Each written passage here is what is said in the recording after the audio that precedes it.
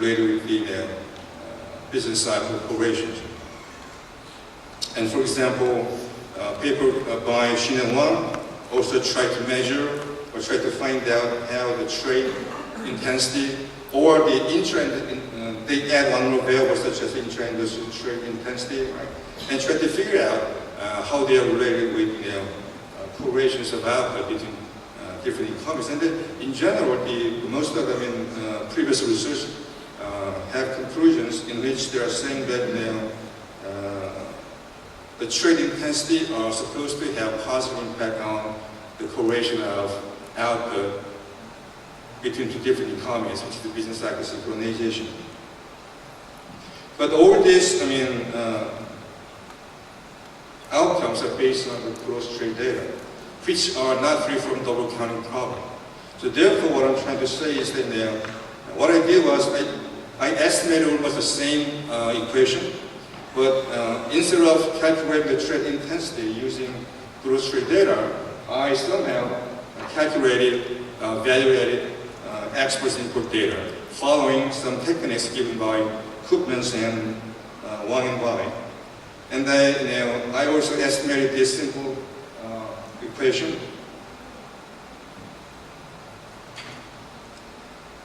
which has VPI, that is the trade intensity, which is calculated using value-added trade data.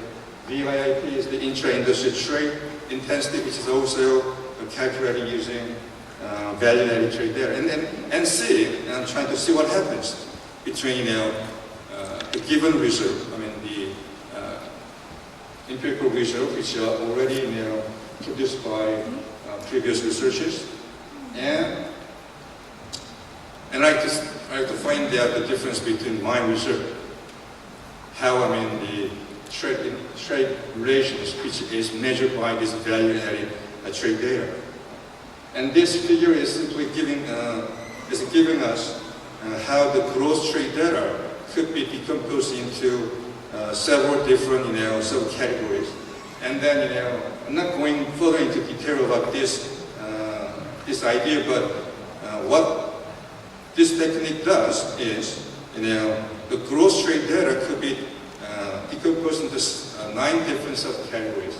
And out of these 9 different subcategories, there are several double counting terms.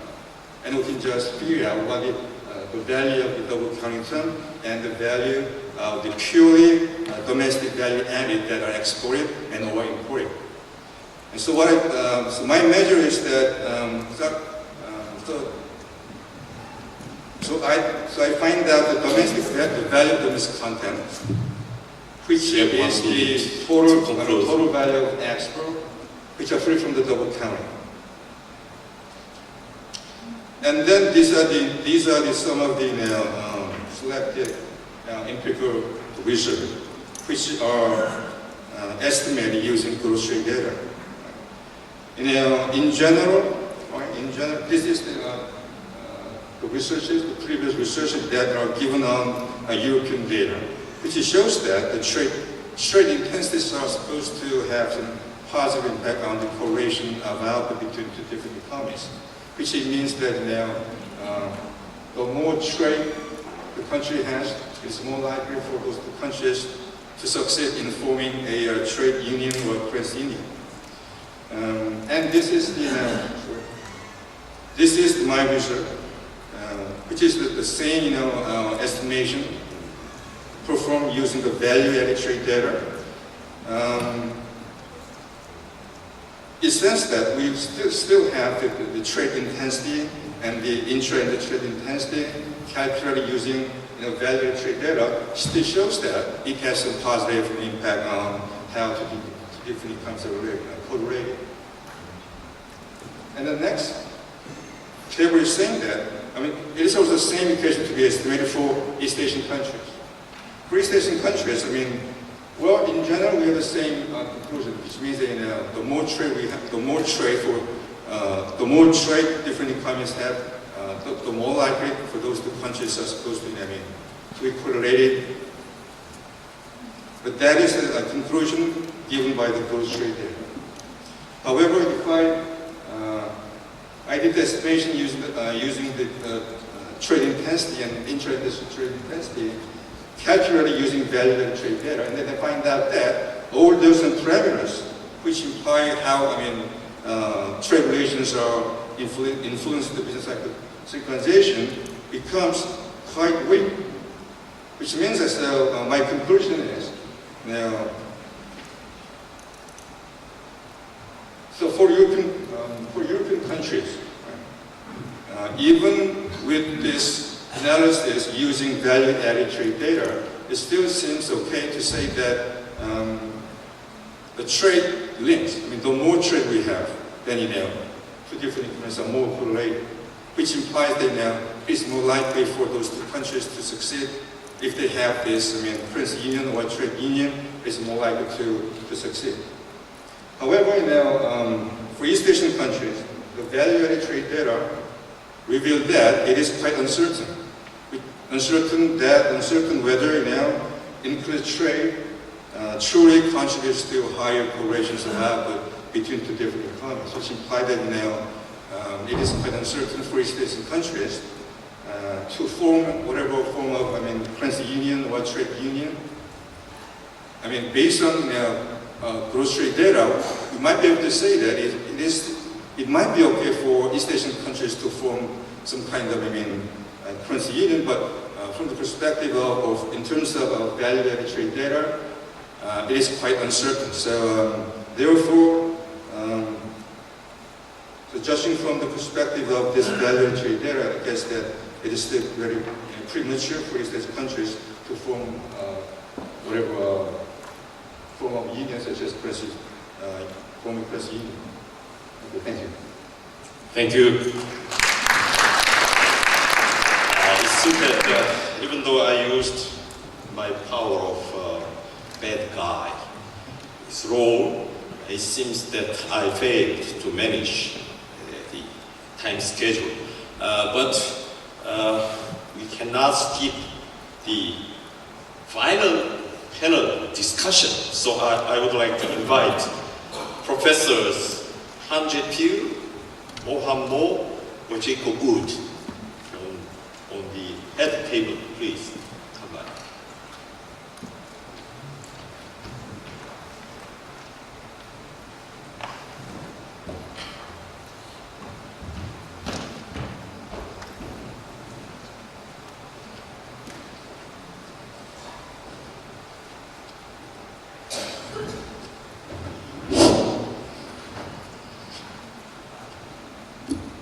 Usually, when I chair the seminars in Korean, I'm very, very talkative. But today, I should skip my intervention. So I would like to invite three panelists, but maybe as I did for presenters, I will impose only 3 minutes discussion for each. So Professor Han, please. Hello, my name is Jacob Han from Sungshui University. I haven't heard that because of the interest of time, my discussion should be, not long but short. The first of all, I'd like to give my personal thanks to the distinguished scholars about their presentation.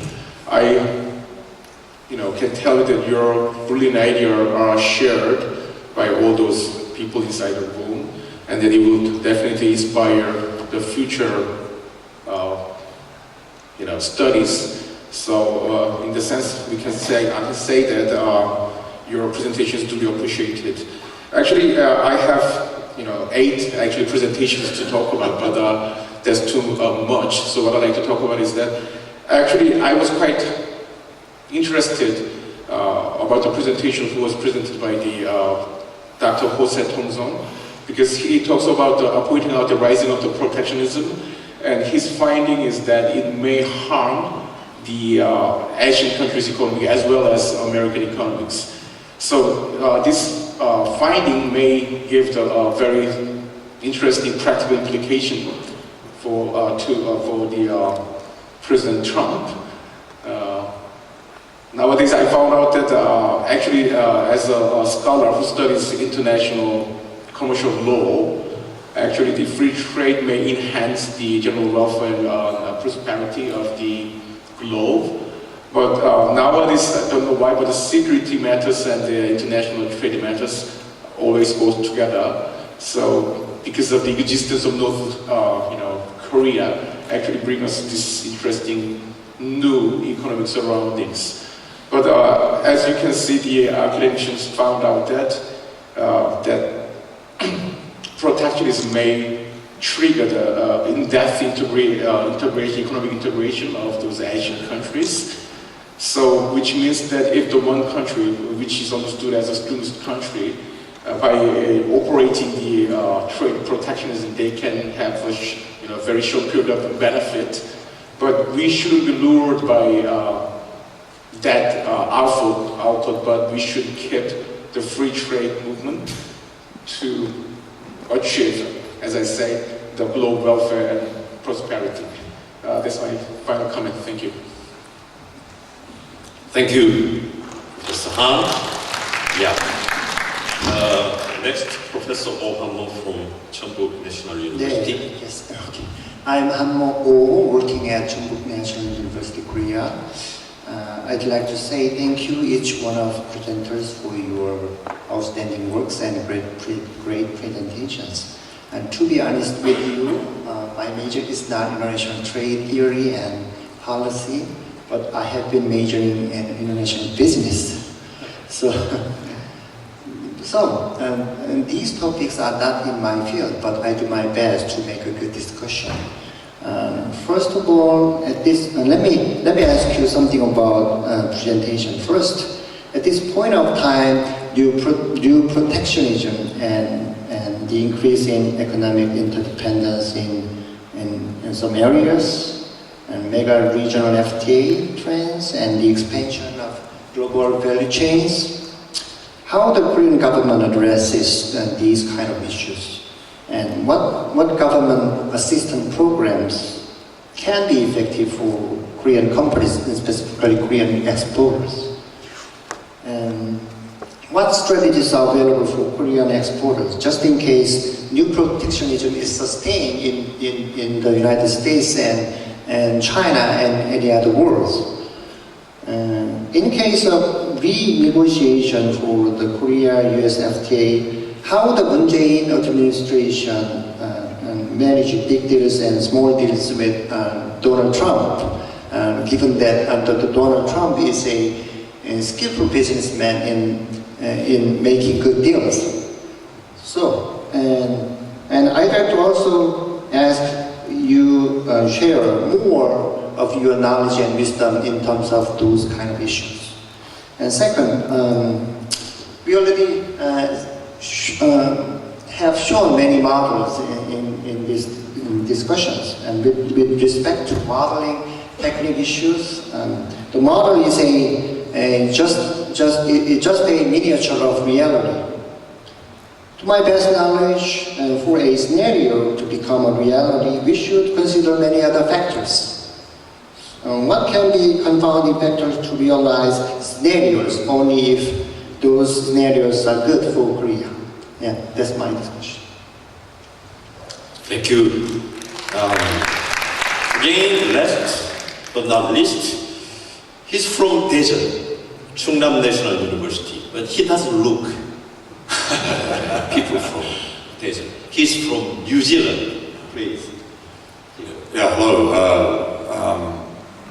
I'm Professor Jacob Wood from Chungnam National University. I'd just like to thank all of the presenters this afternoon. It was a very insightful set of presentations.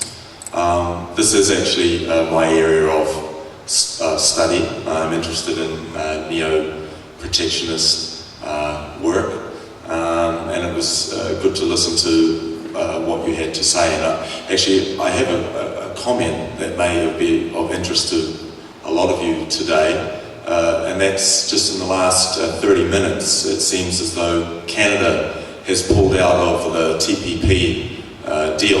That's the news coming out of New Zealand, and I think for a lot of people here today that will be of a particular interest.